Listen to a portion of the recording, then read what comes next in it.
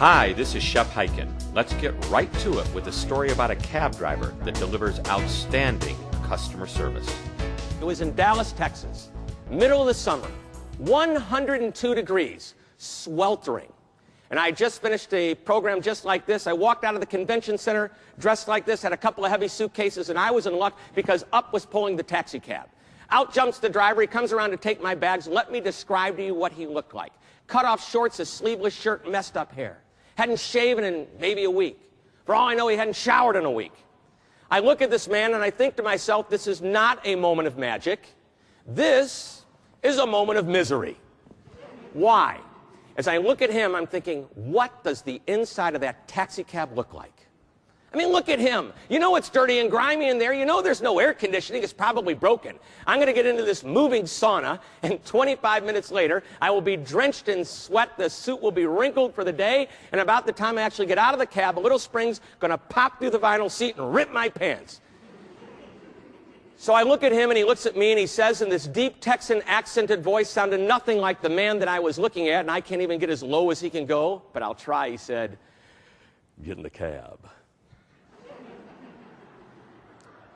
It's nice and cool inside the cab. I'll take care of the bags." And he smiled. It didn't look right. Sure didn't sound right. I look behind the cab to see if there's a ventriloquist. Well, I handed the gentleman my bags. I opened the door, and cool air hit me in the face. The air conditioners worked just fine. As a matter of fact, it was cold inside the cab. And as I got in, the cab was spotlessly clean, and sitting on the seat next to me were two newspapers, the local Dallas paper and a USA Today, and right in the middle where the hump is, there was a bucket with ice and 2 soft drinks. Couldn't believe it. I had to look back to make sure the guy was still putting the bags in the back of the cab. Eventually, he gets into the front seat, picks up a dish of candy, turns around, offers me a piece of candy, and that's when I remembered what Mom always said. Don't ever take candy from strangers. This was different. I took the candy, and I asked the guy, "Is this your cab, or are you like borrowing it for the day?" And he answered me. He said, and I won't get as low as he can go, he said, "This is my cab, and you make yourself at home. The newspapers are yours to take with you at the end of the trip, no extra charge. The sodas are yours to drink, compliments of me. Have as much candy as you'd like, and by the way, it's a $22 flat rate, which is the same rate that any honest cab driver would charge you from downtown out to the airport. Sit back, relax, and enjoy the ride." And I thought, wow, this guy's good. We get onto the highway. He asked me a question no cab driver has ever asked me before. "Are you in a hurry? Is it okay if I do the speed limit?"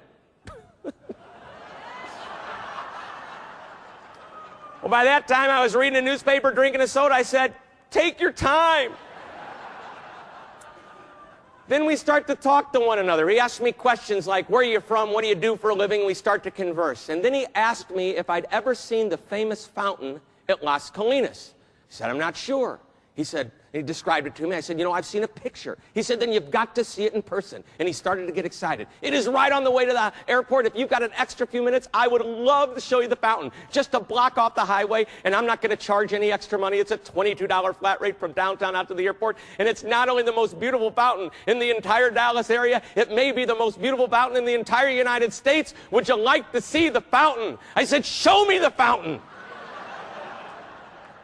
I was getting excited. A mile or so later, he pulls off the highway, and there it is, the beautiful fountain. And he jumped out of the cab, and he pulled me out. He said, "Look at that. Is that the most beautiful fountain you've ever seen?" I'm thinking, you're strange, man. It's just a fountain. But for those that aren't familiar with it, larger than life-size statues of horses galloping across the water, and where their hooves are hitting the water, it's splashing up. And I swear, as you look at these horses, these statues, you can sense energy and motion. And if you didn't see the big buildings behind this mountain, you'd swear you were looking out on the prairie at horses running across the water. And he goes on and on about it. We're back in the cab. We're on our way back to the airport. And he asked me for a business card because he collects the cards of the people he works for. And we exchanged cards. And he said, "The next time you come back to Dallas, you call me. You let me know what time, what flight, what airline." He says, "I will be there. I won't charge you any extra money. It's a $22 flat rate. But I will treat you like a limousine driver. I will park the cab outside. I will walk inside. And when you go over to get your bags, I will be standing there with open arms, ready to help you out." He said, "Don't worry, you'll recognize me." So we get to the airport, it's $22, he gets a huge tip. And I love telling this story because it started out to be what? A moment of misery, very good, but it quickly turned into a moment of magic. Because with the exception of the first impression, he not only managed the moments of truth along the way, he created some moments of magic as well. He had the sodas, he had the newspapers, he had the candy, and that little trip to see the fountain. I mean, I couldn't wait to see what we're going to do the next time I came back to Dallas. You know, shopping at the new mall. Well, I can go on and on about Frank, but I'm going to tell you that's not the best part of the story. Now, as Paul Harvey would say, here is the rest of the story. 4 days later, I'm in my office.